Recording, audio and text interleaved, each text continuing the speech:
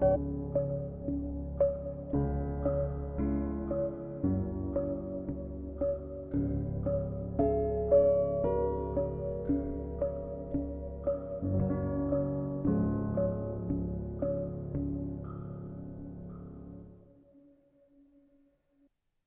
guys in the room, we're back. You got married, and I had to go watch March Madness. So, hey, it is what it is. We're back after life has changed.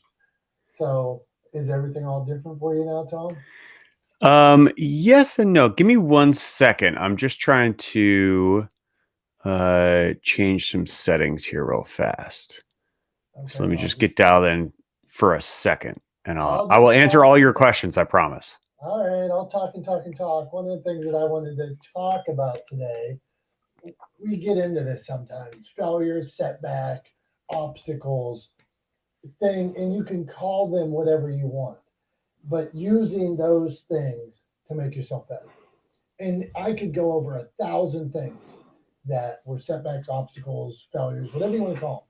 But I used that as a stepping stone, used it as an opportunity, used it as a learning experience, whether that's when you make your first video and you did this, or holding a camera, a landscape instead of, what's the other way? I don't even know. What's but holding it one way versus the other way. Oh, well, this looks weird.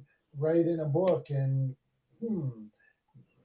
thinking you're good enough to edit it yourself. Maybe you are, maybe you're not. But these things that you learn along the way, oh, customers that treat you bad, oh, maybe I don't want to deal with them again. Things in your contracts that weren't good enough that maybe you got burned on, and now you go back in and say, I'm going to fix that up. What things can you take and use as an opportunity?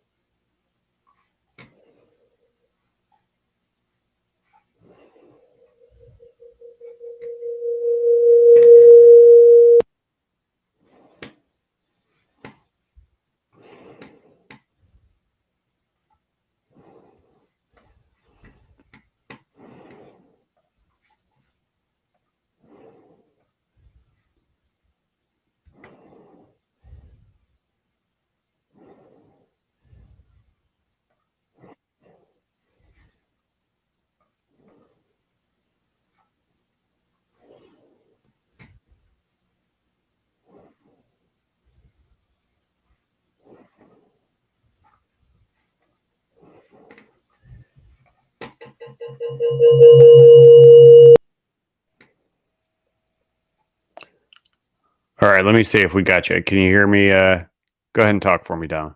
I hear you clear, brother.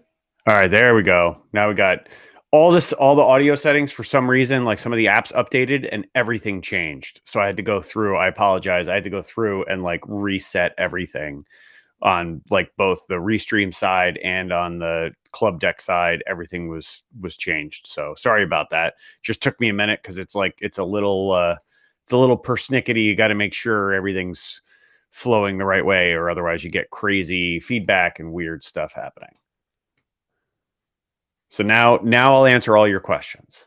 What do you want to know about the wedding? Well, I think first we got to start with the wedding. This guy, Tom, got married over the weekend. Really, Friday. St. Patrick's Day was Friday, so you got married on St. Patrick's Day. I saw the picture of you on the merry-go-round. What a great picture, man. I mean, you guys look so happy and stuff like that. So I think first we ought to tackle getting married over the weekend. Yeah. So Becky and I, after 10 years, finally made it official and got married over the weekend. We got married on St. Patrick's Day. That was a deliberate choice.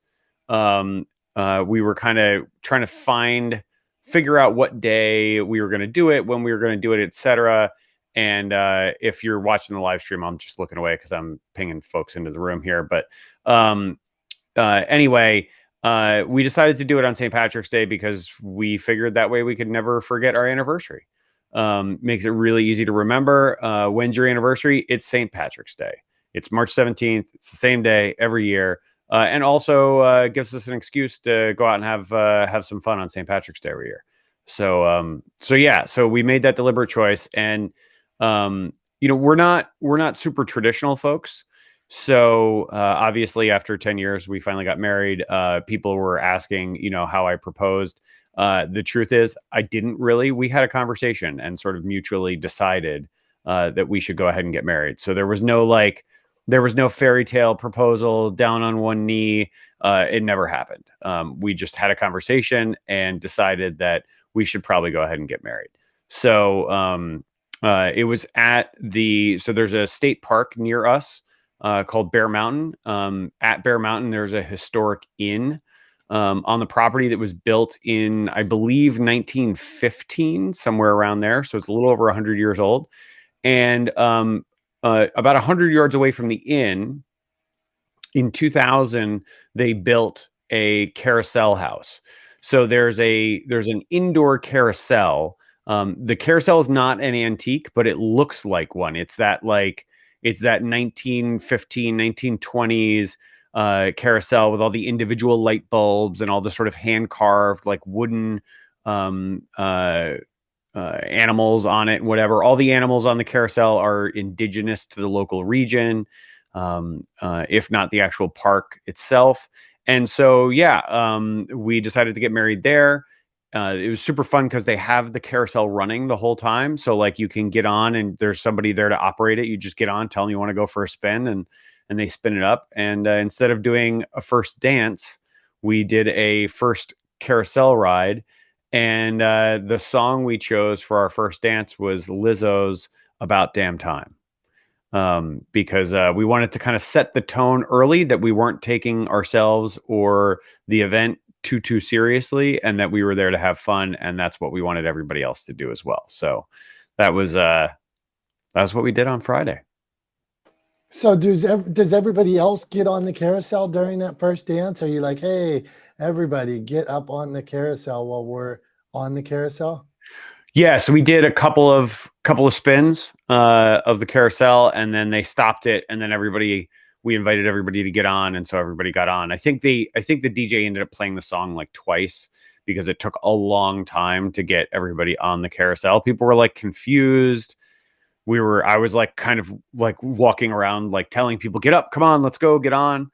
There was some confusion at first, but yeah, it was tons of fun. It was tons of fun. It was unique. It was different. We set out. I talked about this yesterday, actually, in a meeting, and just talked about kind of how setting expectations and managing expectations can lead to really good outcomes. And so, right from the start, having a wedding at the carousel, not having it be a stuffy thing. We took everybody right after the ceremony. The entire wedding went outside for a big group picture with everybody in it.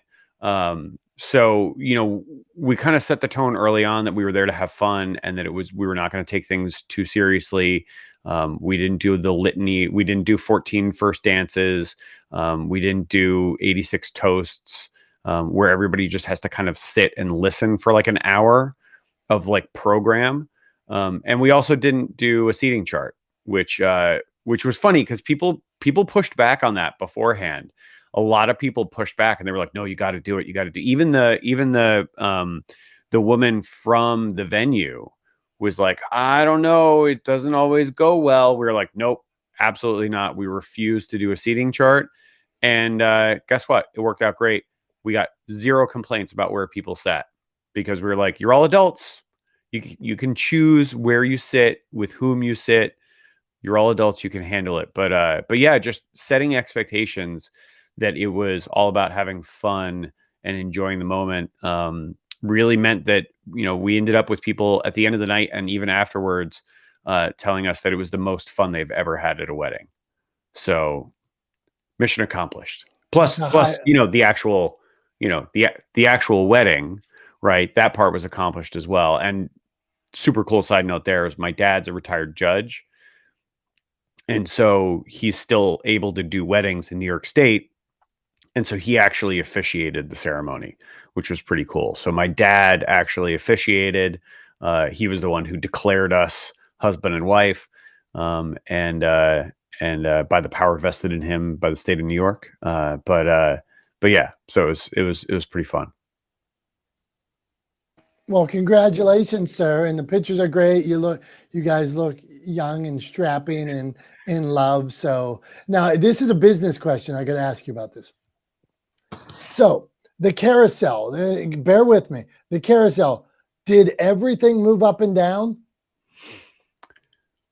Almost everything. I think there was there were like two things that were like two-seaters. So there was one that was like a handicap like bench thing, and then there was another one that's a swan that was like had a little bench in it. So it didn't move up and down. And then there was one animal, I think, that didn't move up and down, but everything else moved up and down. You know why I asked that in this room, not the smartest guys in the room. Do you know that? Where I'm going? No. Okay. But I'm not the smartest guy, so. Yeah, fair. So when Walt Disney started Disney World, Disneyland, one of the things that he said was he had been to some parks with carousels. And when he got on the carousel, when he went back to the back, the horses' noses were falling off. Some of them didn't move up and down more than you're saying. Like the whole inside rows don't move up and down. And he wanted to create a place where everything moved up and down there, where there was no back corner where it was dungy and dirty and things like that. And it was all beautiful. And that was the basis behind Disneyland. Okay, there's magic even the people sweeping up the garbage are like dancing and they get it done real quick. So, okay. So not the smartest guys in the room. Tom got married. Last week we were out. Okay, full disclosure here. I was at some of the early rounds of March Madness, and I was eating. I'm a fried chicken connoisseur. I don't know if I've ever told you guys that. I'm sure I do talk about fried chicken a lot, but found a place at like 2:45 in the morning in Dayton, Ohio, in a beer distributor that had the beer distributor. It was open till 5:30. At 2:45 in the morning, they had a fried chicken restaurant in the beer distributor, in the drive-thru beer. It was called like Mr. Crispies or Mr. Crispers. Now that is a business model that I like. So Mr. Crispers was good stuff, had a little bit of spice to it, and left me feeling good and something to talk about. Okay, so now let's get going. Mr. Swift, you're flashing. What do you want to add? Then we're gonna get into something here. Go on, my friend. Congratulate Tom on getting married, and it sounded like it was a unique and lovely occasion. So congrats, Tom. Thanks very much, Brian. Appreciate that. There you go, Tom. People like your marriage more than my fried chicken. That's the facts. Not true. There we go. I love Tom. I have to jump in. Congratulations, Tom. And I saw pictures with you without your hat on. I'm like, that's what he looks like without the hat on. But it was amazing. Your wife is beautiful and you look so happy. So many blessings. Thanks, Julie. Thanks very much. Appreciate that. I thought the same thing. I do. The top of my head exists. I am bald. I've been bald for years. I don't wear the hat to hide it. The hat is more of a branding thing than to hide my baldness. I actually didn't wear hats for a long time, and then started doing it, and now it's become kind of a thing. And I've painted myself into a corner, so to speak. But yeah, I'm bald. I have the top of my head exists. And if you want to see it, just go to my Facebook page or my Instagram and you can see me, in all my baldness on my wedding day, riding a bear on a carousel. You look great. Wouldn't it be great if he had like the coolest flat top under there or something like that? Just the most unexpected hair like that you ever thought he could have. So not the smartest guys in the room. We weren't here last week, but we're going to keep this ship rolling. One of the things that where we were going to go today, this is what I got on the agenda, and we'll end up talking about pies or something like that. But where I wanted to go, setback, failure, rejection, anything you want to call it, you can go from, I started saying earlier, like it could be that you made a video and held the camera the wrong way. It could be that you wrote a book and tried to edit it yourself. Anything that you did that was probably an obstacle, setback that you want to share that you learned from. You took that and said, maybe I should hire an editor rather than me personally. I struggle with there are. So maybe I need an editor to help me. Or so what was the thing? So we'll get started with Prof T and Brian, and then we'll just start this dialogue like that. So Prof T, if you're game to play something at one point, it could have been when you were 20, it could be when you were 12, it could have been a week ago, whatever, something. And we might be doing the same thing right now. And we're like, well, Prof T figured it out like this. Why don't we try that? So what do you got for us, Prof T? Good morning, everybody. How are you? Missed y'all last week. Tom, congratulations. I'm just having this fabulous visual of the carousel and you guys just having a good time. Hey, listen, you guys had me at carousel and fried chicken. So I just want to say kudos. I love fried chicken. I love weddings, and I'm so happy for you. Congratulations. My best to you and your bride. Hi, everybody. Hello, my friends. I'm going to have to go with, I would have to say just most recently, with social media and branding. It's not as easy as people might think it is. So when I met Julie, of course, I got to give props to Julie Logan. She actually, we became friends, and then I hired her to do some branding for me, and she over-delivered. But this is what I learned. Make sure you know who you trust, because people like to do business with people they know, like, and trust, as we all know. And don't try to do something yourself if you really don't know how to do it, because for me, I'm game to try anything, and I'll land with this. I could probably have done it, but it would have taken me so long. And also, I tried to make a landing page, and then my beautiful Heather, hi Heather, with the beautiful sunglasses on, we met for lunch in the area where I live. She's in Delaware, and I'm right across the border. So we met for lunch, and she said, "Hey, let me help you," and she did. So don't try to do stuff that you think you can do, because it will be, in the long run, it probably will be time consuming, and you end up just really delaying your success. So thank you. This is Prof T. Hello, everybody. And thank you again, Brian, for allowing me on your radio station. That was a great show. Thank you so much. Back to you, Tom and Dom. Hey, Prof T, thank you very much. And it's interesting, like you talk about like bootstrapping. We can all bootstrap things. Like there's times where we have to decide, is this something I can do on my own? Or is this something maybe I want to get into? Or is this something I can do better? Maybe I can cut my grass. I had other people cut my grass. I think I cut my grass, well, now that my kids do it, but I think I cut my grass better and faster, and it looks nicer. So I don't mind doing it. And I listen to the radio or a podcast or something like that. But what is that thing that takes you time and you can't do it as good? And you're like, well, I'm never going to get to where I want to go, or I'm not going to get there fast enough if I keep screwing around with something that I'm not good at. So you all of a sudden got yourself resources like Heather and Julie, and it propelled you. Can you get there faster than you could on your own? So great point.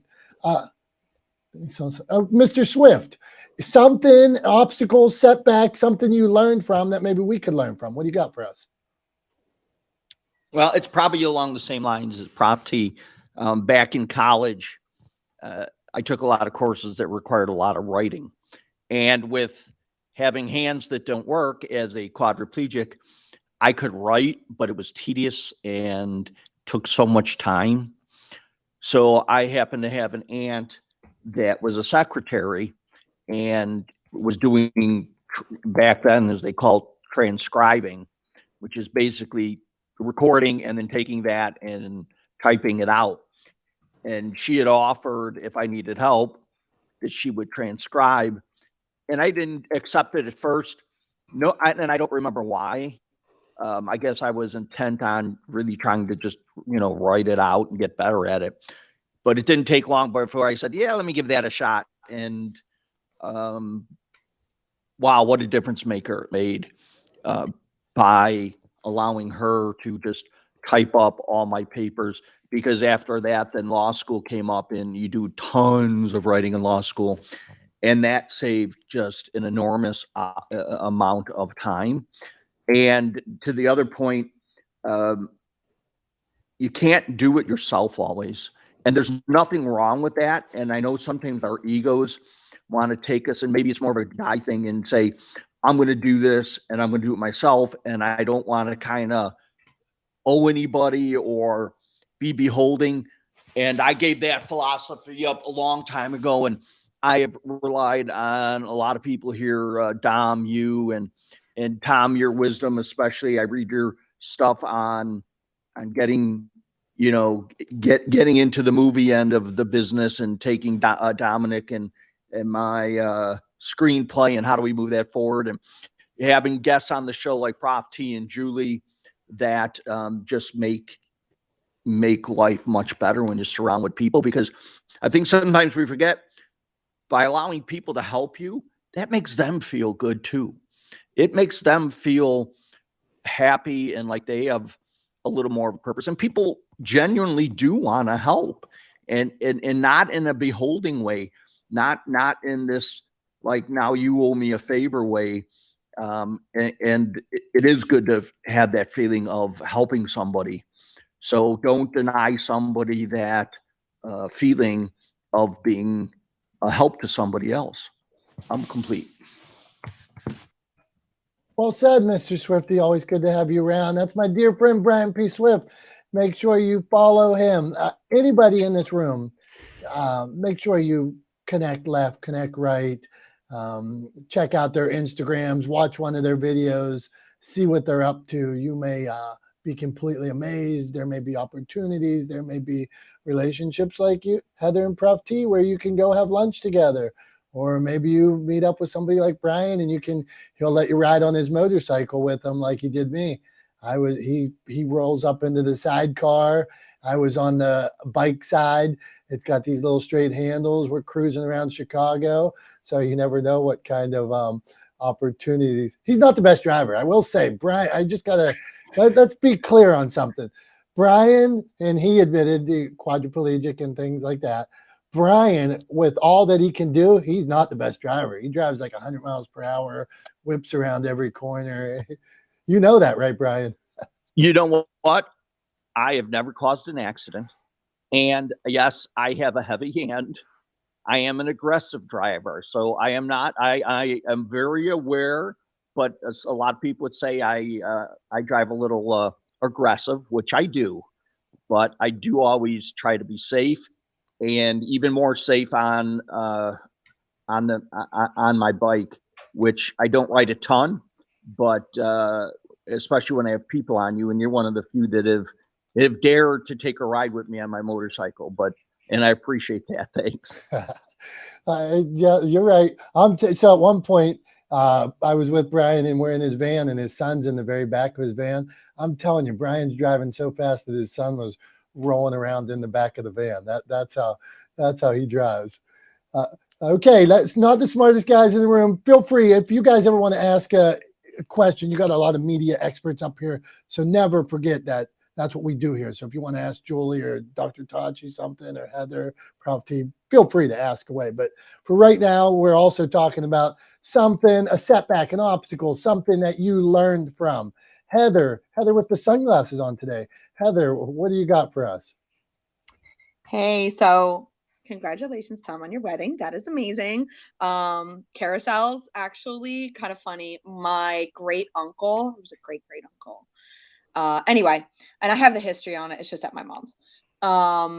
He was the first carousel creator or maker to make animals other than horses on a carousel, which is super cool. I love that little piece of information that, my mom's obsessed with carousel. She is obsessed. So I just love that you guys were talking about that. So congratulations on your wedding. Dom, fried chicken. I actually work for a fried chicken place called Letty's Kitchen. And we have a fried chicken eating contest every year on the 4th of July. This year will be the 4th year. So if you're in Delaware, come on over to Delaware and join in on the fried chicken eating contest happening on July 4th.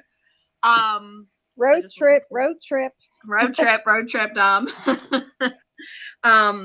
But something that I've learned, and I'm going to go on the personal side of things,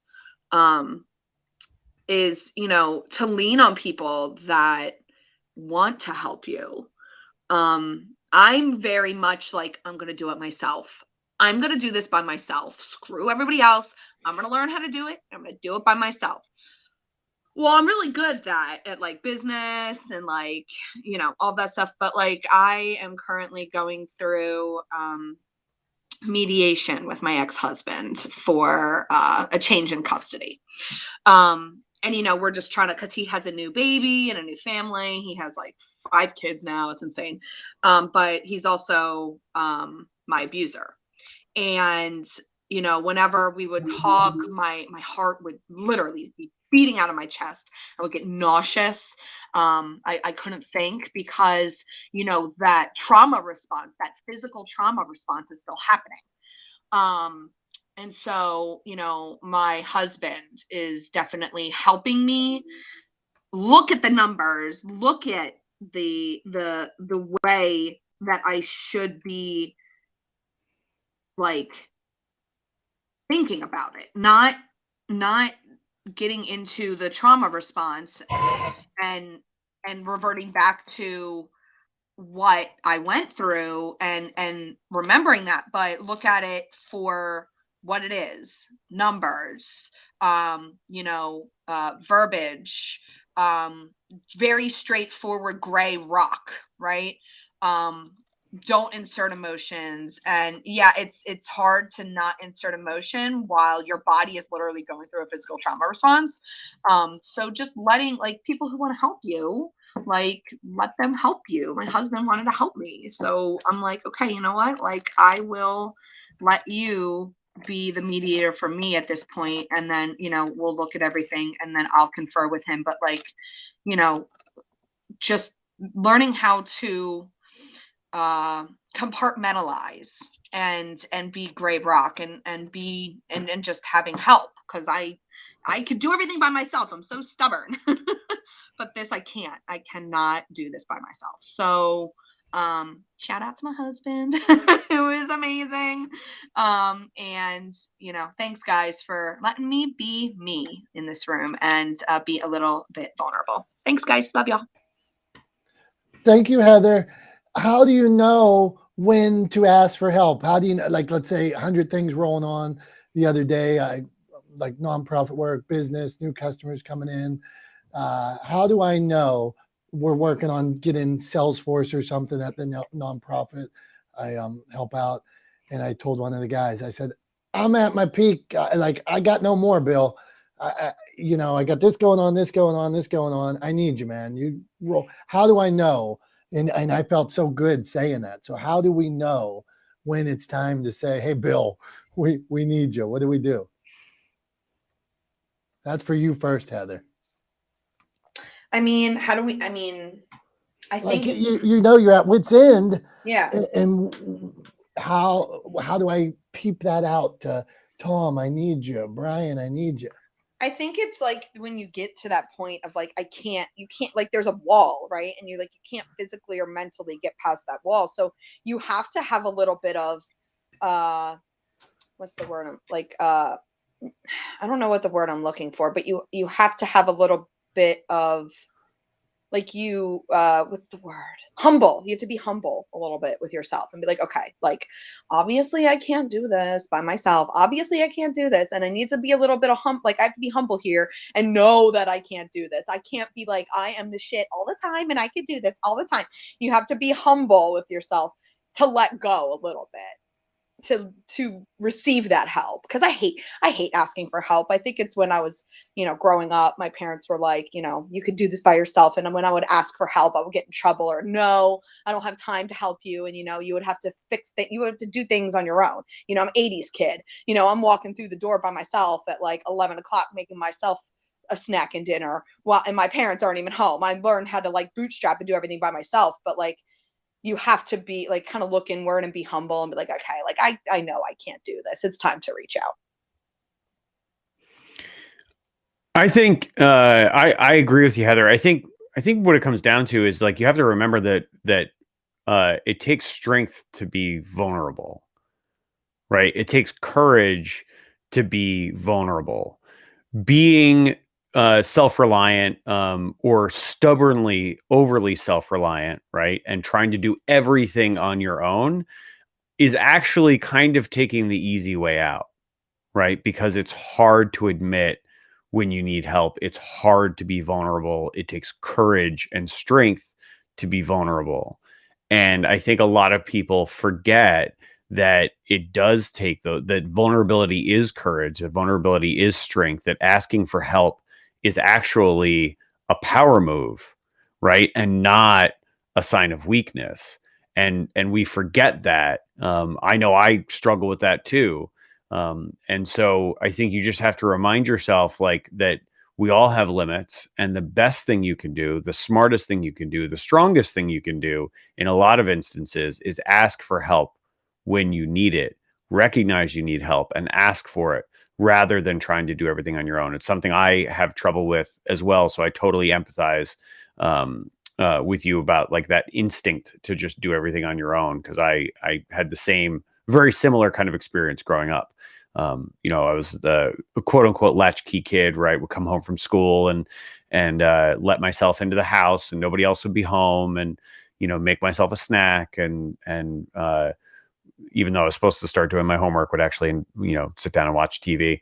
But yeah, you know, I think we just all have to remind ourselves and repeat and have that kind of floating around in the back of your head that, you know, vulnerability is strength and it takes courage to ask for help. And it's not a sign of weakness, no matter what, you know, that your childhood brain is telling you. It's not a sign of weakness. It's a sign of strength. So that's what I think. Tom, I know you're wrapping up your book right now, but this you should clip this, you should reshare it. Asking for help is a power move. Tom Langan said, I mean, what a quote, man. You dropping that. That could be like blurb, back cover of the book right at the top. That's good stuff, man. So thank you for sharing. Look, you got all hearts. Asking for help is a power move. Yeah, I mean, I think it is like, you know, and I will take it. I'll take that. I said it out loud. You heard it from me just now. I doubt I said it first, but you know, there's no such thing as an original idea really. But that's okay. Innovation isn't about creating new things. It's about adaptation of existing things. Right. But yeah, I mean, I think asking for help 100% is a power move. And I'm going to be asking for everyone's help here, you know, as we get closer. The book's going to come out. My book's going to come out in September. And as we get closer, I'm absolutely going to be asking for this community's help in getting the word out about the book. I'm going to start doing workshops around the book. You know, I want to build a movement. And the book is a sort of a linchpin component to building that movement to humanize the world of business and make all of our lives a little bit better because we all interact with businesses on a daily basis. And I think if we get businesses, teach businesses how to treat their customers like the human beings that we are, then it's going to be a better place both for us as customers and consumers and communities around brands, but also for the brands themselves. You know, if we can shift that dynamic of that relationship, we're all going to be a little bit happier. So I'm going to be making some power moves myself, asking for help in this community in the near future. So stay tuned, buckle up. It's coming. I promise. All right. Well, I'm just going to reset. Not the smartest guys in the room. Brilliant stuff. All everybody that shared so far today. Thank you. I'm like taking notes like vigorously, thinking, oh, that's a good point. So now we're keeping rolling. One of the subjects, really main subject, is a mistake, a setback, an obstacle, a failure, whatever you want to call it. Something you went through. It could be well, like one time I worked in insurance for about 15 years, and I used to set an alarm on my phone that at 8:46, that was the time I really needed to be like all in on insurance. And until that time, I would write, I would do these other things, like all like my side stuff I was going on. So one time we're in a meeting in Harrisburg, like with managers and district managers and all kinds of stuff like that. And like the meeting started at 8 o'clock, whatever. 8:46, the alarm goes off. Ding, ding, ding, ding, ding, like snooze alarm, whatever it is.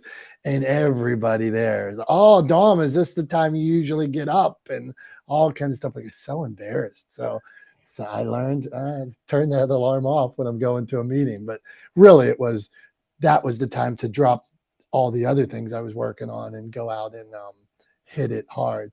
So, Dr. Tachi, you have any experiences to share with us? Something maybe you've done that we could learn from? What do you got for us, Dr. Tachi?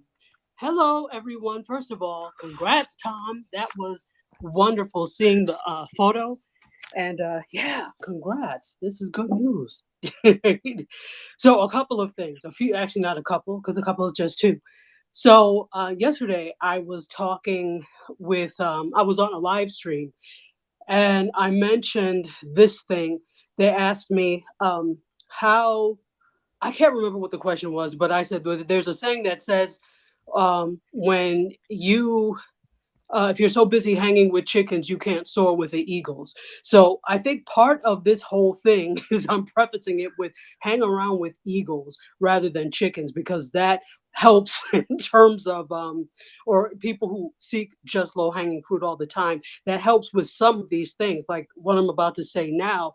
Let people help you, and a lot of people have been saying that. But if you're surrounded by people who really can barely help themselves, they can't help you. So you have to make sure that you're around people that are equally yoked. And I don't necessarily mean just equally yoked in terms of money or any of that, that are going someplace and have the same vision in a sense that you do, and that can support in whatever way, the same way you support them. Also, I've learned that you can't want things for people more than they want it for themselves. I know sometimes, especially those of us who coach and teach, we so want for people to get it. We so want for people to be able to take the information and use it. Well, they can only do with it what they do with it. All you could do is put it out there. So you don't overexert yourself trying to get people to do what you think they should be doing, or how, because you can't want it more for them than you want it for themselves. Goes along with hanging with chickens. And then finally, set parameters for what the type of treatment you will accept, whether that's in relationships, business relationships, personal relationships, etc. I bring this up all the time, but getting paid. People will, obviously companies have ways that they do things. Many work on net 30, but some take advantage of net 30 and it becomes net 120, net 360.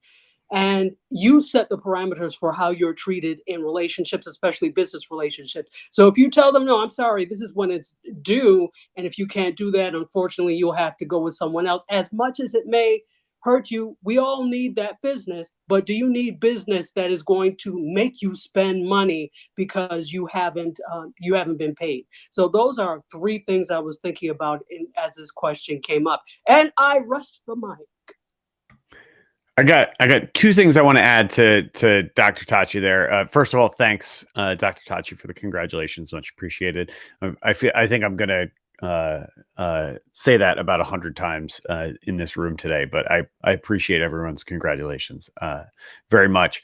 To what you were just saying, I think that there's a lot of value in, we renamed this room that we do every week, not the smartest guys in the room, right? Because the idea is that if you're the smartest person in a room that you go into, you're in the wrong room, right? And I think you can broaden that sentiment out and apply that, in terms of who you should be surrounding yourself with in your network, right? So you should always be looking to surround yourself with as we were talking about the eagles, right, that soar, people that soar, surround yourself with people that are further along in their business journey than you, if you're an entrepreneur, or further along in their career path than you, if you're, working in a specific career path, right? Surround yourself with people that are a few steps ahead, so that you're working to try to catch up, right? So that you're sort of consistently inspired by the people around you, rather than making yourself the big fish in a small pond. Be the small fish, right? It's much more productive, much more inspiring to be the small fish in a big pond. It gives you something to work towards, rather than being the big fish in the small pond, which I think probably tends to make you lazy, right? So be the small fish, give yourself something to strive towards, give yourself inspiration by surrounding yourself with people that are a few steps ahead, right? So that you can look at them and say, wow, that inspires me to do this, or, they did this and I can see how I can apply something similar to my business, right? So I think, yeah, be the small fish, right? Always better to be the small fish in the big pond than the big fish in the small pond. And I had something else I was going to say. I got myself distracted with the small fish, big fish thing that Dominick furiously wrote down. I saw him start taking notes. He loved that one. He loves it when I spit out little things like that. But anyway, I'll rest the mic. If it pops back into my head, I will chime back in. But that's all I got for right now. Can I add really quickly to what Tom said in terms of, for example, dance? That is so true across everything. But I noticed it in dance when I first moved to Fort Lauderdale. I'm coming out of DC and New York, which are bigger dance markets. And then I came to Fort Lauderdale, and they're very focused on kids dance. And the adult dance there is for like retired people and that type of thing. So I found a dance class that was for adults, but of course I was the youngest one there. And it's not about age, it's about skill level and what they wanted to do. They were just looking to kind of keep in South Florida shape and not really do anything. So the dance teacher would tell me, well, when they do 2 turns, you do 3. So I was surrounded by people who were like below my skill level dance wise. And I get pushed when I'm in a class that's super hard, and I know I can't do that, but I can attempt to do it. So you're so right. And just noticing that in dance brings that to my mind. I rest the mic. I'm loving this conversation. This is not the smartest guys in the room. We do this every Wednesday. So I'm a publisher by day, and sometimes I feel like that stories aren't always best told in book. Sometimes it could be podcast, sometimes it could be video, sometimes it could be movie screen. So as a business, I started to think that maybe some of these stories that we're publishing, maybe they could be screenplays, maybe they could be movies, So Pittsburgh has a growing movie scene right now. Tax credits crazy. There's always stuff going on. So I started taking any odd job on these movie sets, shows, things like that. Sometimes I took COVID tests twice a day just to get these opportunities to be on the set and look at the pink sheets, or I think that's what they call them, pink sheets, where they're showing me like a little piece of the script and things like that. So, but really what I was doing there is just trying to learn. So at some point I'm driving a car backwards, but really I'm watching, man, they lay the tracks down like that. Or, they don't film like a TV show. They film with one camera at a time and then switch the angle and then reshoot the same thing 50 times. So I'm the smallest fish there, the smallest fish. I'm not even a fish. I'm a minnow, but I learn, I meet people. We start talking about publishing. Some of them I'm writing stuff with. Some of them have been in other videos I'm creating. Some of them are people we network with. Hey, maybe that little small fish keeps getting some scrod. You know what a scrod is? A scrod. People serve scrod at restaurants. I used to be in the restaurant business, and there's a thing called scrod. And scrod isn't cod. Scrod is a fish that feeds on the bottom. So I'm never a big eater of scrod because it's considered a bottom feeder, and he eats like all the worms that pass pass all the top fish down to the bottom. So don't order scrod at the restaurant. But in this case, hey, you're down at the bottom. You're working your way up. You're learning all these things that are going on that you may need to know along the way. So, and by the way, be the small fish. I think Tom needed that week off because he is coming out swinging today. I mean, he's got all these quotable things and stuff like that. So I'm impressed. I think maybe we might start doing this room every 2 weeks, and then we get top form Tom. We call them PAs, not scrods. He's saying PAs are the bottom feeders of the. There you go. They're the lowest on the totem pole for sure. But yeah, just so you know, Dom, scrod can be cod, but it's usually it's typically like it refers to like a small either cod, haddock, or other sort of similar whitefish. But it's just it's a smaller, like a juvenile version of one of those fish, typically. But it's not a species of fish into itself. It's just sort of a nomenclature that popped up. It's one of those things where restaurants made it up. But I think like Arctic char is a made up name for a species of fish that came out of the restaurant industry. That's not actually a species of fish. I think Arctic char are actually just sea bass from off the coast of South America, if I remember that correctly. But yeah, just I got all kinds of random stuff floating around in my head. Sorry, I couldn't help myself. Hey, I got to say, guys, this is the best room today. That we're going from weddings to carousels to scrod to Tom's dropping quotes left and right. Great tips from everybody. So let's see if we can keep this going. Well, I got along those lines. I got a poll or question for the room if I can interject, Dom. And I say that as if I'm not going to just do it anyway. Obviously, I'm just going to do it anyway because that's me. But does anyone know what going for the golden ring or reaching for the golden ring means, or what that's in reference to? I would imagine it has something to do with the Olympics. It does not. That is a good guess, but it does not. Lord of the Rings? No, not the Lord of the Rings either. The carousel, when you go for the ring, when you're grabbing it, when you're going around. Sonic the Hedgehog? Yeah, Joyce. I think doesn't it have to do with the carousel? There should be a golden ring hanging on the outside, and if you're able to pull it off, didn't you win something?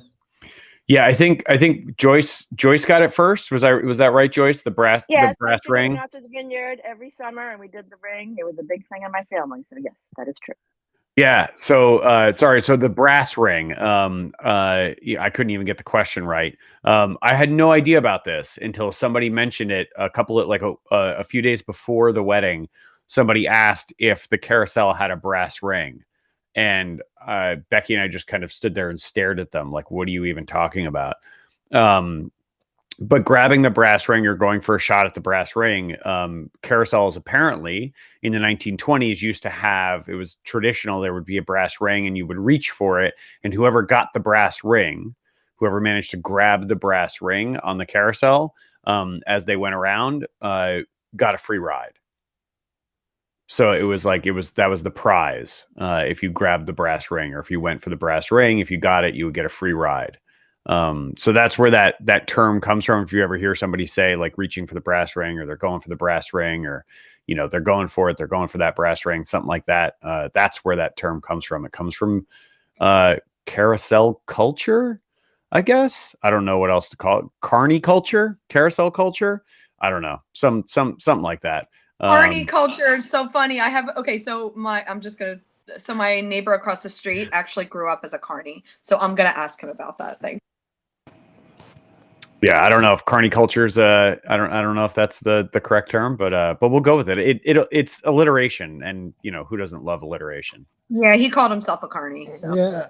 And when I had a restaurant, I had a lady that was in the carnies, and she was a waitress, and all of a sudden she'd leave in the summer for 3 months every year because she was like traveling across country with the carnies. Marianne was the sweetest. Okay. She smoked like a chimney out back too. One time, listen to this. One time the service was so bad at my restaurant. I think it was her granddaughter worked there too. The service was so bad that they were out back smoking or whatever, that somebody went next door to Subway to get themselves a drink and then came back into the restaurant. So that's what we had going on. I just want to throw in Sloan in the chat was asking if I'm Canadian, and that's why I didn't know about the brass ring. I'm not Canadian. I'm a native New Yorker.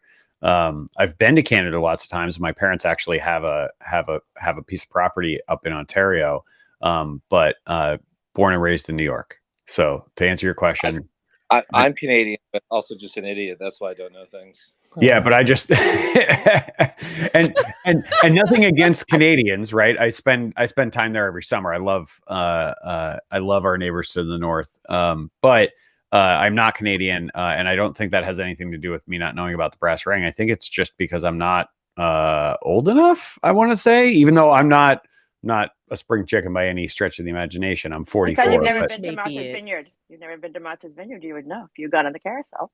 I have not been to Martha's Vineyard. That is true. I've not been to Martha's Vineyard, but yeah, I'm not Canadian. In case there was any lingering. Tom is not okay. We learned something new. Tom is not Canadian.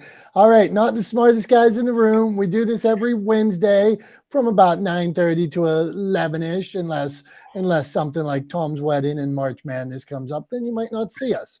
But we're sharing some tips on things. Times we have maybe dropped the ball, times we failed, a mistake we made, but we learned from it. And we want to share some of those times so that somebody else doesn't, maybe they're going down the same path and they can learn from your experience. So we're going to talk to Julie, then we're going to talk to Joyce. My thing says Julie, Joyce, Jess. So Julie, what do you got going on? What do you got for us? I love that. Julie, Joyce, Jess. I mean, it couldn't be more poetic. And you guys had me at Carney's. So I regress in this conversation. Carney, I love myself some Carneys, just people watching. Like the one lady who was wearing like a mini skirt, and she had the tattoo around her upper thigh of a holster and a gun tattooed right on her upper thigh.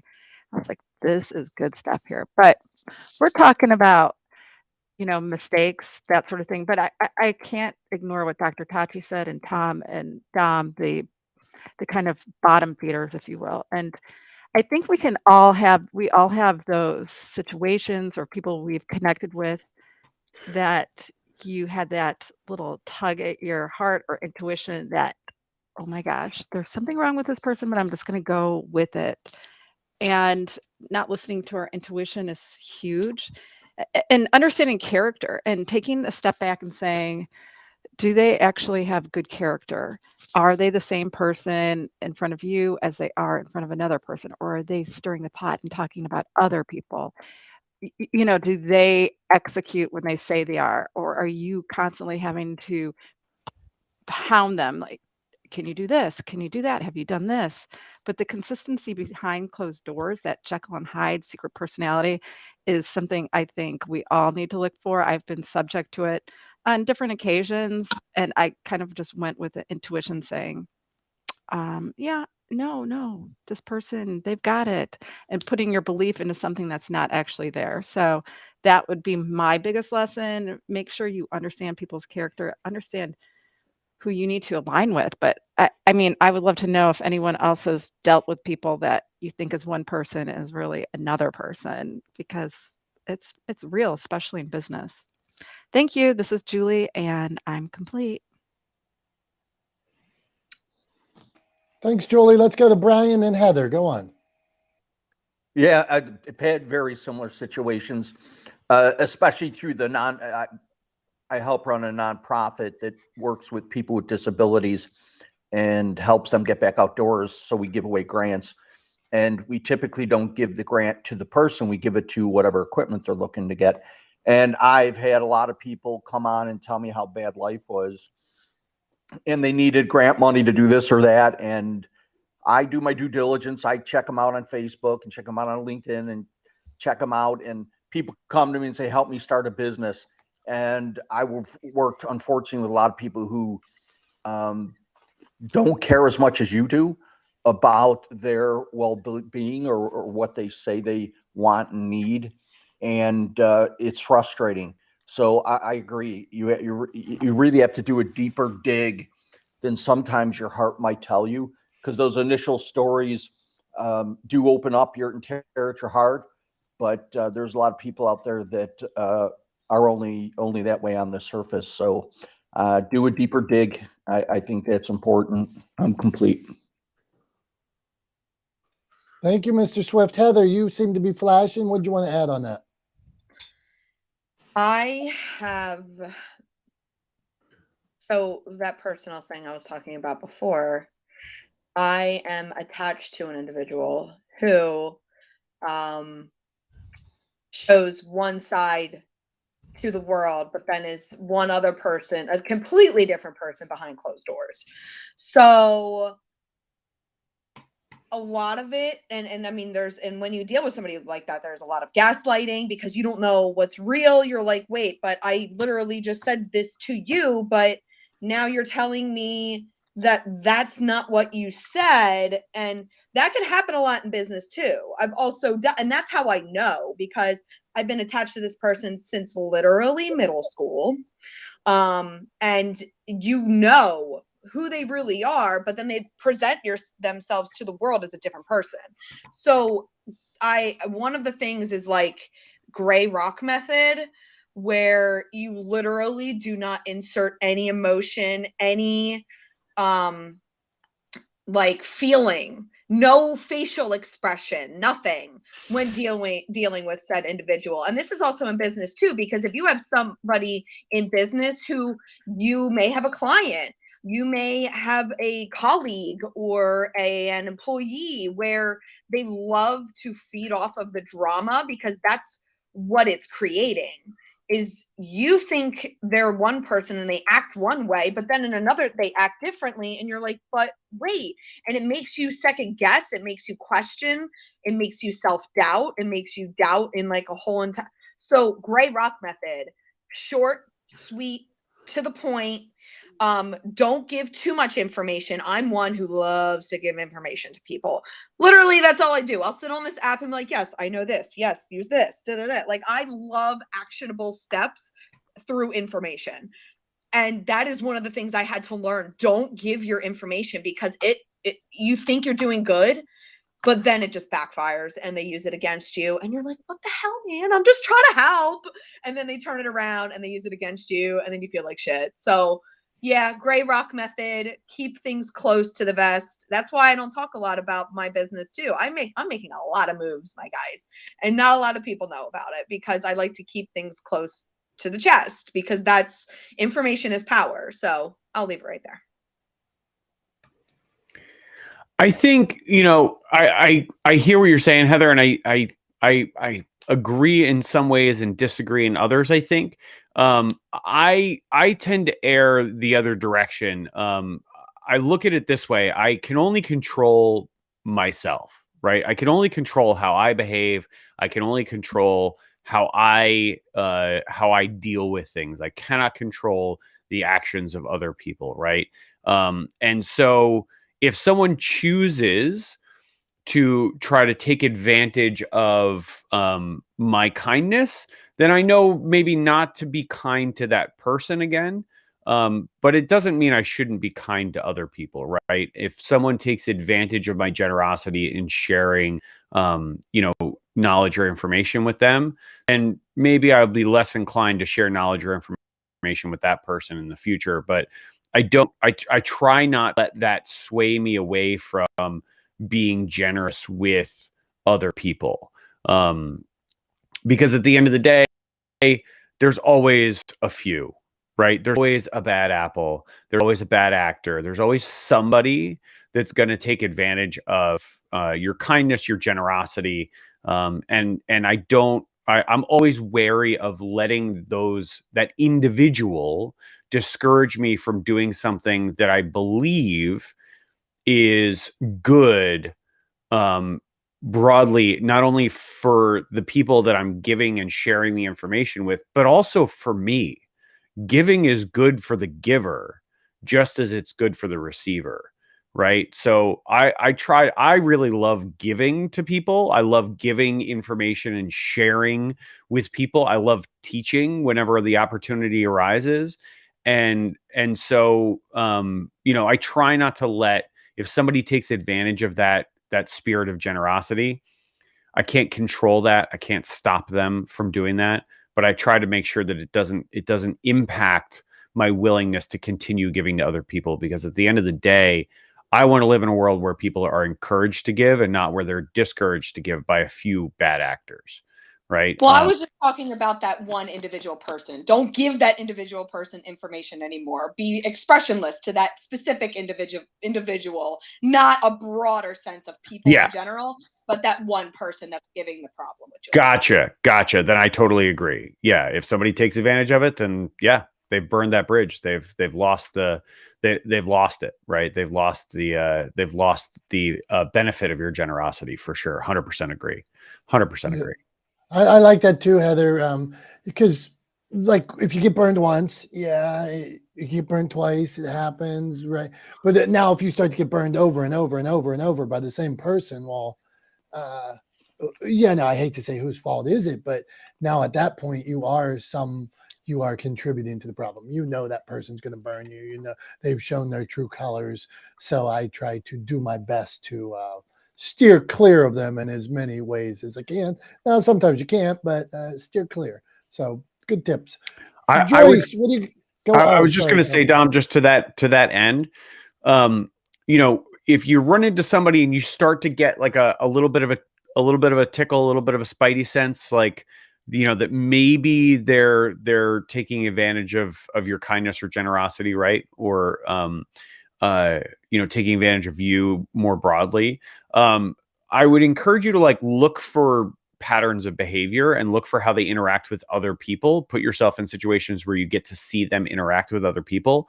I don't know where I got this saying from, but I remember saying this all the way back in like high school.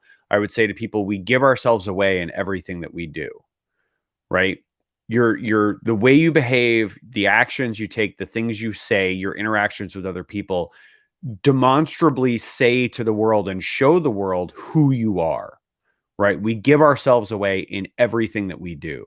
So watch that person, watch their interactions, pay attention and look for patterns of behavior. They'll tell you and sometimes maybe you'll be able to short circuit it before they really get a chance to take advantage of you. You'll be able to recognize like, oh, this is somebody who's just trying to milk me as a resource, and just trying to take advantage of my generosity, and I should be wary of them. So just something to think about, because we're all inevitably going to come across people like this during the course of our lives, right? So just pay attention to patterns of behavior, and look at what people are doing, because, like I said, we give ourselves away in everything that we do. Well said, Tom. Thank you. So we are going to keep this ship rolling. Can a ship roll? What a dumb saying. We're going to keep this ship rolling. But who would say we're going to keep this ship floating? We're going to keep this car floating down the highway.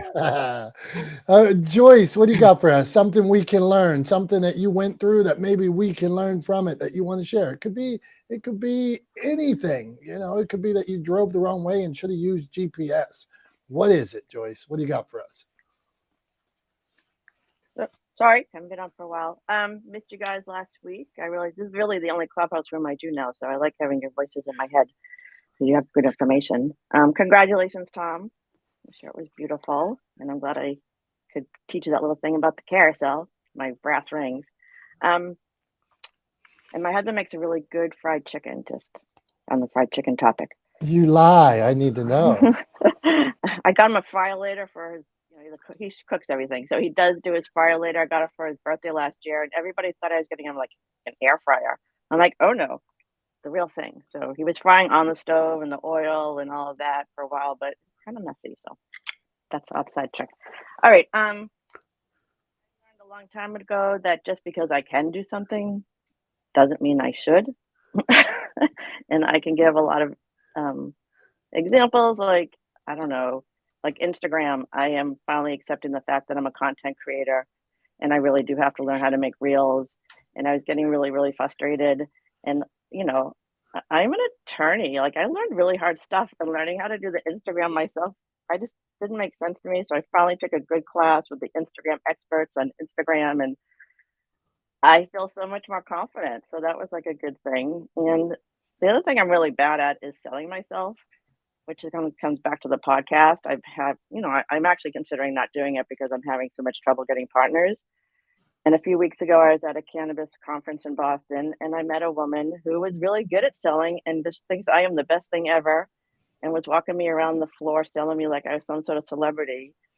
And she almost made me cry. I don't know, like, to have someone believe in you that way, I don't know. It makes me cry when I think about it. So I don't know if it's going to work or not, but I do try to do everything myself, just like all of you. So I'm trying to learn. And vulnerability, it's a superpower. And that is all I have to say. Thank you, Joyce. And I love this idea of partnering with somebody like this lady that is selling you. Maybe, like we all say, we have blind spots, right? Maybe there's something about myself that I don't realize, or maybe there's something about me that I do know isn't my best trait. I wonder if partnering, can you find partners like this lady who could sell you, that believes in you? Hey, maybe that's the perfect partner for you. So that's an interesting spin. And the fried chicken, the fryer, very cool. I suck at making my own fried chicken. Although I had a restaurant, although I am a fried chicken connoisseur, I can make some. Like last night, we had drumsticks. I baked them. I had brined them for a couple of days. They were great, but I just baked them. I'm no good at fried chicken. So, like sometimes I'll go to a restaurant and I'll taste like a pizza or something, and I'll be like, meh. My wife's like, what's wrong? And like, it's that quick. I'm like, and she'll be like, what's wrong? I'm like, it tastes like mine from the restaurant. Like, I have this thought in my mind, well, I go somewhere, it should be better than what I used to make at a business that went out of business. I lost $500,000. So sometimes when I walk into the place and the pizza crust tastes the same, or the chicken, I'm like, damn it. Spoiled my evening that quick. All right. So don't let me get sidetracked. That happens from time to time. Jess, steer us in the right direction. Steer us. That would be what I should have said about the ship before. Steer us. Jess, something that you've been through that maybe we can learn a mistake, a miss, a missed shot, whatever it was. What do you got for us? Wow. First off, good morning, everyone, and congrats, Tom. That's phenomenal. I'm so happy for you. Shoot, everyone has said so much that I can relate to. For me, once you find that person, whether it's in personal life or professional life, but once you find that person, or maybe it may be a group or whatever, don't keep trying to find more. Don't think that you're not worthy of that person. I'm always better at helping others than helping myself. So anyone who knows me knows I say that a lot. So I will just definitely, for me, it's just, I'm 44 years old, and it took me 44 years to realize what the true definition and meaning of caring and friendship is. And that's pretty sad to say for me, because you're 44 years old. That's, because you teach this to your kids. I'm also a grandma, so, you teach this to your kids. But for me, I guess I had it in my mind one way my entire life until I was finally able to take the horse blinds off, Finally able to clean the windshield, and yeah, it was at full display. That would be me. That's my 2 cents. Jess, thank you. And it looks like you got a new picture as well. So I need some explanation here. What are you holding up? Some kind of flower? What is there? I know it's I'm just buy some flowers. To Okay. me, I love flowers. I love greenery. It just helps me. It helps me just kind of ground myself and try and get rid of like a lot of negative energy that may be around me. So it was from a photo shoot I had. Okay, I'm on the live stream. This is me looking at it close. Okay, cool picture, like it. Then thank you for the message, Jess. Stay the course. You are making a difference out there. Thanks. Now, Tom, we're gonna go. We got Jamie Sloan and our friend Charlie here. Not the smartest guys in the room. Hey, we still have, what is it? We have a club here, Tom? Is that what we have? A club? I believe that is the case. Yes, we have a club. We don't have a house. Okay. So we have a club. If you want to follow club, or you'll get an additional, you see, we don't ping you too much. So you'll get probably 2 pings a week from us if you follow the club or whatever. We appreciate you as well for doing that. And then always make sure that you connect with everybody in the room. It's such a great networking tool, Clubhouse. So sometimes people undervalue, like they're like somebody would say to me, "Oh, how much time did you spend on Clubhouse last year? That was completely inefficient." It depends on how you're looking. If you're looking at it as like I was playing games on social media or something, if you play games and you have fun doing it, like my wife's always like messing with some coins or something. I think she's on level 50,000 of some game she plays. Makes her happy. But if you're on this app networking and meeting people like Jess and Dr. Tachi and Jamie and Sloan and Joyce and everybody here, whoa, man, that's amazing. And who knows where you build these relationships, and who knows where it could go. Like Dr. Tachi was saying earlier, like you, to a point, like winners surround themselves with winners. You are the average of the 5 people you spend the most time with. I used to be my dad was a landscaper, and one of the guys that we threw stuff into the chipper, and one of the guys would say, "Birds of a feather flock together," and that meant that you had to put the brush in the chipper in the right direction. So first day, nobody shows me how to do it, and I put like the thin part of the branch on one way, and then the big clumps of the branch on the other way. And he comes over and's like, "What the hell are you doing?" I learned from him. Birds of a feather flock together. So just like you got people here that are trying to make a difference, people here that are creators, people here that are out doing things, connect with them and see what you guys can do together. So that's my little, I don't know, what do you call that when somebody gives a public Clubhouse address announcement, but we'll call it a public address announcement. So, okay, Jamie, something you learned was there anything, or did you just do everything right from day one? Something you learned from that maybe we could learn from. What do you got for us? Hi. Oh gosh, that's such an understatement. I think we learn from our mistakes, and that makes us who we are.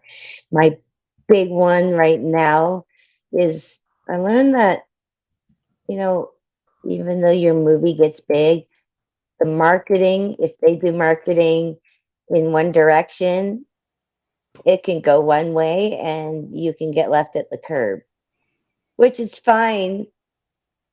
And, I felt so disappointed that I thought, the whole cast was going to travel with said movie. And it may or may not even do that anymore. But that's good because I wasn't going in the right direction. This is how I fixed it, because this is my recent broken. It's been 2 weeks. So this is the last 2 weeks since I saw you guys. I found an agent who's going to be putting me into conventions. I didn't know where to go the right way. So now I found the person to put me into conventions, said horror conventions, voiceover conventions. I'm really hoping mental health conventions. I have a Bachelor of Science in Nursing. I will never regret going to Dalhousie because I never got to actually be a nurse, but that doesn't mean that was a mistake. It was just something that I was meant to have. So here I am trying to go to conventions now. I hope to tell you in a week that next hiccup is just going to be me trying to get my visa in time, and flock together. I can look on here and say, I know most of you, and I really appreciate all of your support. It's been 2 years of networking, just like Dawn said. I did not waste my time on here. I really didn't.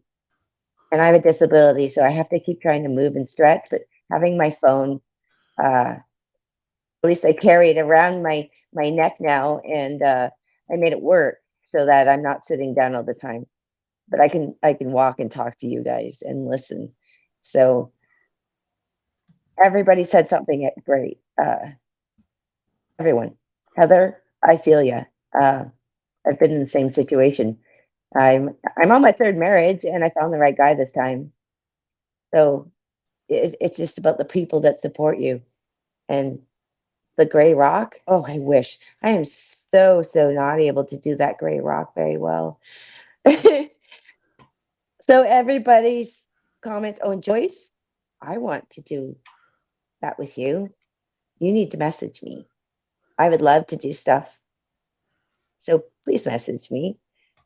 And maybe that's what your hiccup was. You weren't looking in the right place, and ta-da!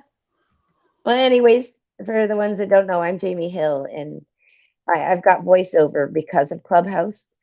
I got 3 more jobs coming up. That would not have happened without Clubhouse. I'm glad everybody's here. If I haven't met you, say hello. I'm not shy. I'm big in advocating for everything.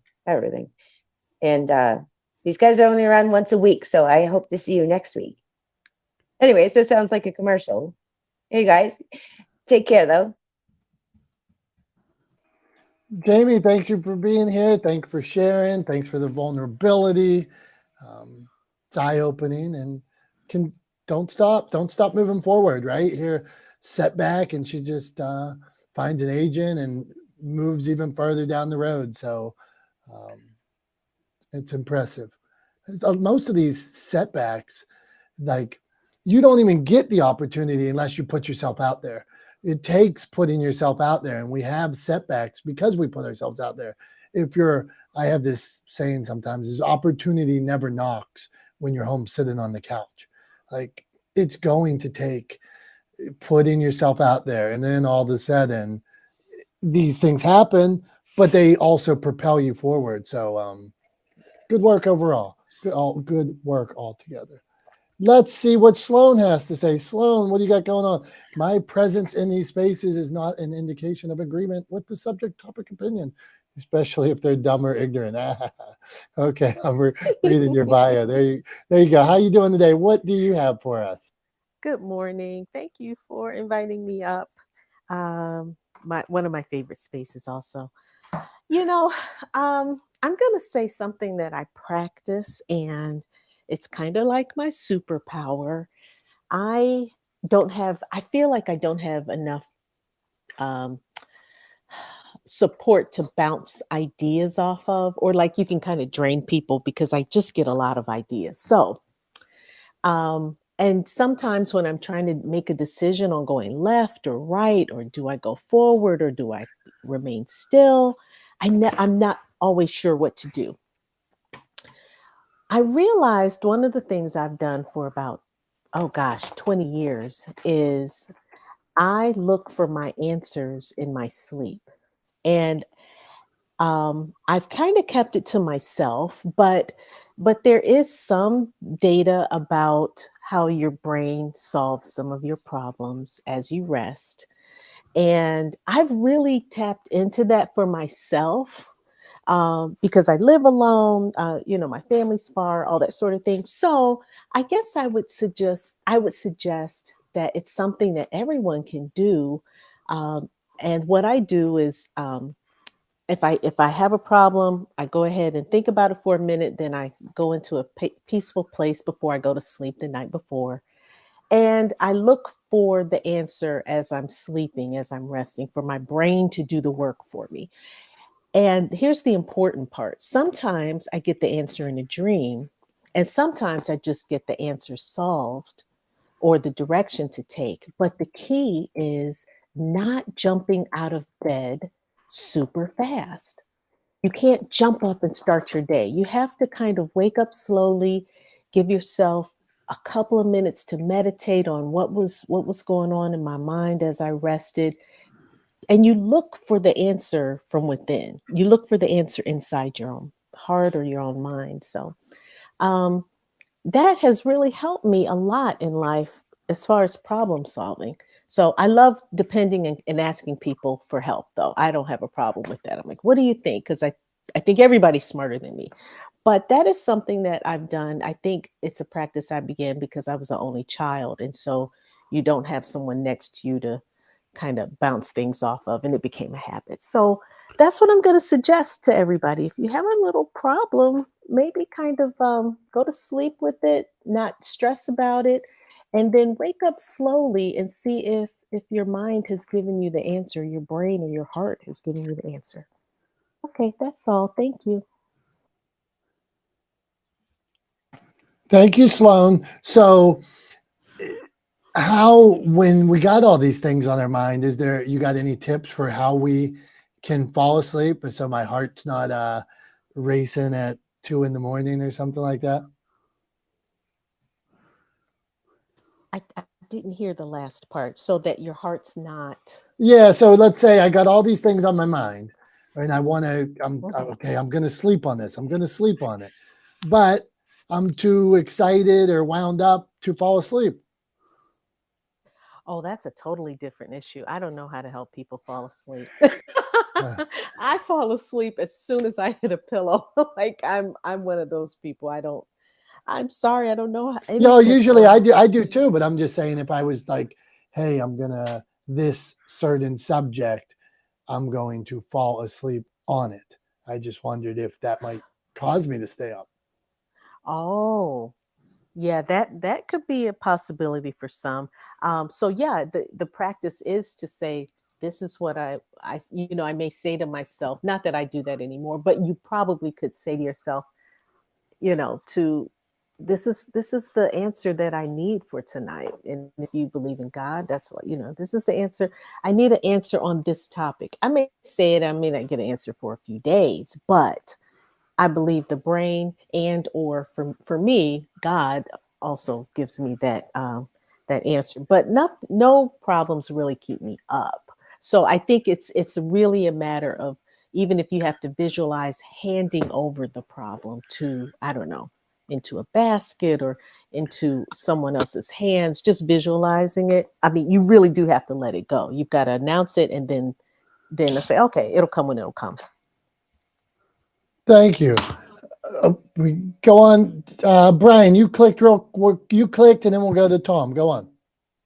Yeah, no, I agree. As you know, Dom, because you've gotten crazy emails from me all through the night, falling asleep has always been difficult. And much like Sloan, I believe I've finally found that, discussing the problem in my mind and going back to my faith and saying, you know what, fall asleep and this will work out. The answer will come to you, and kind of having that conversation. And as she said, letting it go, being okay, not having the answer. It's like being comfortable, being uncomfortable. We have to learn that in business, especially as entrepreneurs, right? We have to learn how to be comfortably uncomfortable. Same thing with an issue or a problem. You have to get comfortable being uncomfortable that you don't have the answer this second, but believe in your heart that whether it's through faith or prayer or whatever that is, that it will come to you. It's just not going to come to you tonight.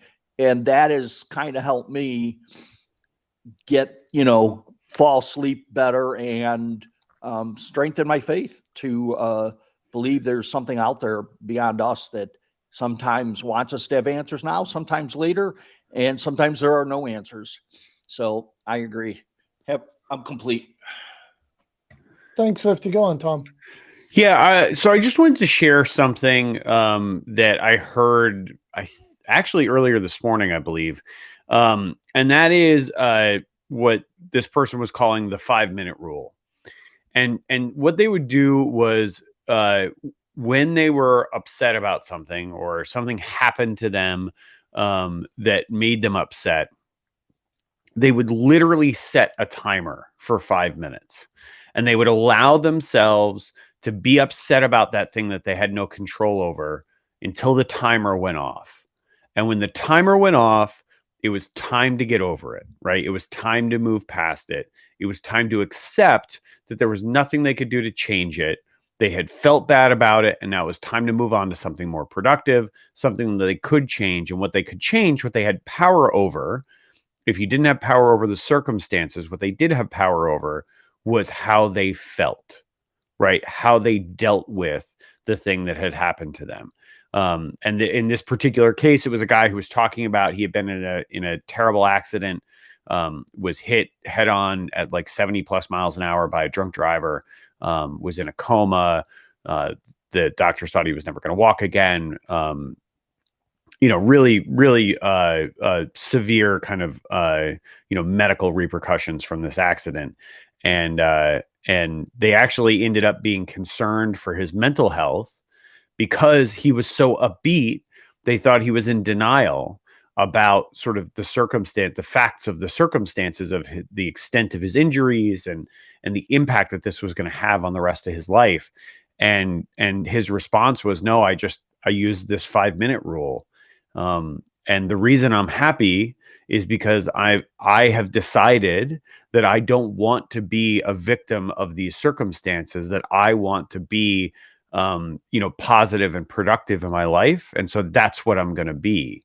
And so he would set a timer for 5 minutes. And after that 5-minute timer went off, it was time to move on and be productive and be positive and control what he could control, right? Control the controllables, control what he could control. What he could control was how he dealt with something. So maybe that's something to do if you're feeling stressed out about something, and it's keeping you up at night, maybe try setting a 5-minute timer. Let yourself be upset, like run through it for 5 minutes. Just live in that emotion for 5 minutes. And then when that timer goes off, know that it's time to put that away, put that emotion away, put that aside, and move forward with what you can control, which is how you deal with that moving forward. So yeah, I don't know, just something I heard this morning that I wanted to share, and I thought maybe could be useful in a case like that to answer your question, Dom. What do you do if it's keeping you up at night? Maybe it's as simple as setting a 5-minute timer, letting yourself live in that for 5 minutes, and then deciding to move on afterwards. Yeah, thank you, Tom. I've heard that some people say, like, is it going to affect you in 5 years? Is it going to affect you in 5 months? Is it going to affect you in 5 days, 5 minutes? And now you could add the 5-minute timer right to that. I had a friend that had one of the rarest forms of cancer. They actually wrote a documentary about him. Or filmed one. I think it was called 1 in a Million or something like that. But this form of cancer was like 1 in 100 million, and he battled it for like 12 years, and would beat it. It would come back. Would beat it. It would come back. But other people that had, he would talk about being in sometimes when he'd be getting treatment or getting his chemo, getting the other treatments, that some people that were very positive, and they just take it for what it's worth. This is my friend Matt saying this, that some people that weren't in the condition he was, that were so doomsdayish, it was over. It was that they'd last 3 months, 2 months. And then here was this guy with the rarest form that was so positive about, what he was going through and out trying to make a difference. He was giving therapy dogs to people and things like that, all while he was going through this. And they actually believed, that positivity played a factor in it. So I believe what you're saying there, Tom. So There are studies on that concur with that your attitude and what that positive attitude releases chemically in your body and whatnot can really make a huge difference, not just in your day but in your life. So smiling, laughing, being happy, grounding out with nature, those things that we take time for, or that sometimes we need to focus on, or the people you surround yourself with, if they bring those things into your life, man, that's definitely life enhancing. So I think I'd love to see the documentary.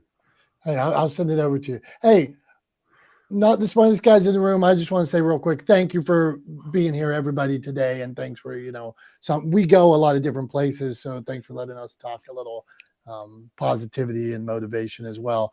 So we got Gavin and Charlie here. Okay, Gavin, let's see. I don't think I met Gavin before.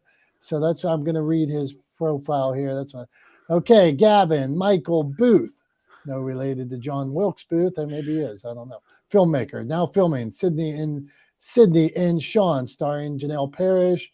It says, watch my film Last Call on Peacock and Prime and Tubi. This kind of ambitious filmmaker is rare. I'm not a good reader, am I? Huh.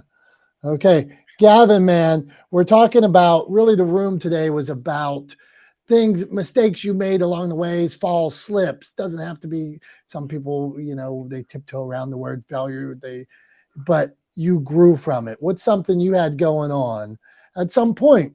Maybe it was when you were just starting out before you had that film on all those stations. Maybe it was, what could it be? Something that you went through that maybe we could learn from. What do you got, my friend? Oh man, this is my favorite topic. More artists need to sort of drop the pretension and the mystery and just discuss their failures. Because how do you learn to paint if not by failing over and over until you get good at it?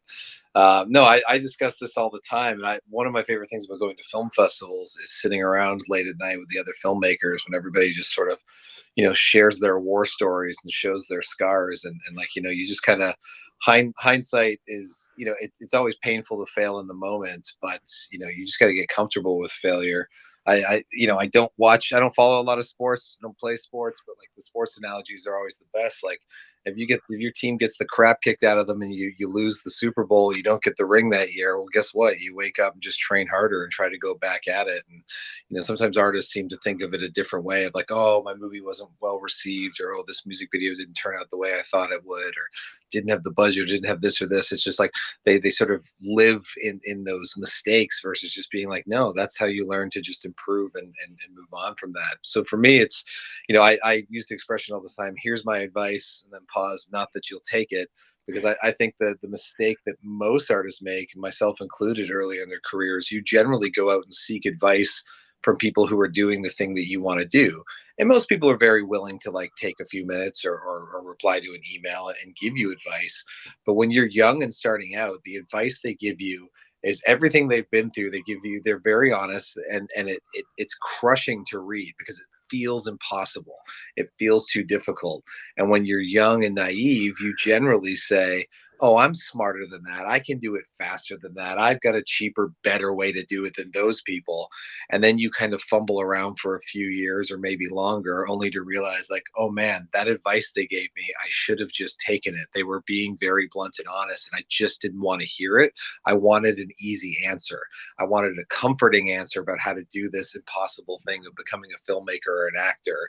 And I tried to circumvent that advice, only to come back around a few years later and realize that advice was solid. So I think, the greatest mistake a lot of artists make is not listening to the advice that is being given to them by people who have been there and done that already.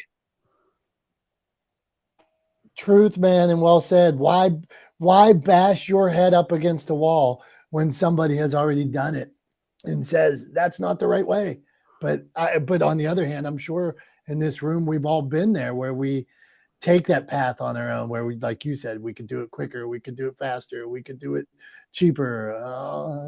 I guess, that path is laid with failure, huh? So Well, we're just getting ready to talk to Charlie, and there he goes. Hey, I wanted to say, we got Simphy down there, Holly, Hoot. My friend Hoot, one day I was in his room, and this is what I want to tell you about Clubhouse. I was in a room he was doing, and we were talking about Reels and TikToks and stuff like that, and YouTube Shorts. And Hoot says, how come every video you've ever done isn't a short? And like, I'm in the room right now and I'm thinking, like, in his room, I was like, well, why isn't it? With right now with that YouTube Shorts blowing up and things like that, you have all this content already created. Why haven't you put it in the shorts? So Hoot, I left your room that day. I'm like instantly he's talking and it hit me like that. And I'm like, sorry, Hoot, I'm leaving your room. And I started sharing these things in like just redoing them into shorts. Same video I already had. And I see that some get their 10 views, 20 views, whatever. But then I see some of repurposed stuff have like thousands and thousands of views. And it was all, not that it matters, but it was content that I already had. I repurposed it. We talk about repurposing content a lot. I repurposed it, put it somewhere new, put it somewhere where people were consuming content. And there they found these other videos, and maybe they'll find some of my other stuff because of it. So Hoot, props to you, man, for the suggestion. And I would say to anybody, why aren't they? Why haven't you just took the time and uploaded them to the other space? So that's all I got. This is not the smartest guys in the room.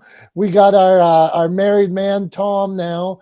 If you want to take us out, add any to what you haven't said or anybody, Tom, but do your thing, man. Thanks, Tom. Thanks everybody for being here this week. Really appreciate it. Missed doing this room last week with Dom while he was chasing basketball players around, chasing NCAA athletes around during March Madness, and while I was busy getting ready to get hitched and ride a carousel on Friday. So missed this space last week. Thanks everybody for being here. Really glad to see you guys. I think we had a good conversation this week. As always, we meander. But like I often say, it's one of my favorite things about this space is that we let the conversation go where it needs to go. And we don't try to overproduce, is the term I would often use. But we don't try to overproduce it, right? We don't oversteer, we don't overcorrect. If the conversation flows in a direction, then we let it flow in that direction, right? No sense trying to dam the river. To what Gavin was just talking about, I think, advice is only valuable if you're ready to hear it, right? Somebody can give you nuggets of wisdom till they're blue in the face, but if you're not ready to hear it, if you're not ready to accept it, and to take it on board and act on it, then ultimately it's going to fall on deaf ears, I think. So advice is only as good as you are at listening to it, right? At taking it on board. But yeah, I think we had a great conversation today. Dom was stroking my ego a little bit, telling me I was on fire. For sure, I'm gonna go back and pull out that little clip about asking for help as a power move, because I do believe that. I do believe that vulnerability is strength, and we all need help. So don't be afraid to ask for it, and also don't overlook how good it is for you to give help also. So look for opportunities to help other people, to educate, to teach, to mentor, to guide younger folks. I cannot stress how valuable it is. And just as a very, very quick example, there's a local organization near me that is doing some internship programs, paid internship programs for people looking to get into the film industry, looking to get into production more broadly, I should say, not specifically film, but production more broadly. And I reached out to them and I hired a couple of their former apprentices they're calling it an apprenticeship program. So I hired a couple of their former apprentices to work on a shoot with me. Recently, I then hired a couple of them again for another shoot I had more recently. And I got to tell you, hiring those kids and having them come on to set with me and having them or giving myself the opportunity to teach them was incredibly rewarding. They got a lot out of it. They appreciated having the chance to work with somebody who's got, 20, 22 years in the industry like I do. But also I really valued the opportunity of getting to work with them, of getting to see production through their eyes, and getting to see the excitement on their faces, something that doing shoots or the kind of shoots that had become rote to me because I've done them so many times before, getting to do them with somebody young and new and excited made me excited again. And so it was incredibly valuable for me. So don't underestimate the value of giving help to others. It can really, really change the way you see the work that you do when you have the opportunity to provide some mentorship to younger folks in your industry and in your career path. So, don't skip on that. So anyway, I'll leave you guys with that this week. Thanks again so much for being here as always. We appreciate you guys. We love you guys. This room would not exist if it wasn't for all of you. So thank you for being here. And we look forward to seeing you next week, Wednesday morning, 9:30 a.m. Eastern. And can't wait. We'll see you guys then. We'll have another great conversation and talk about all kinds of weird stuff. And surround ourselves with smarter people because Dom and I are definitely not the smartest guys in the room. Thanks, everybody. We'll see you next week.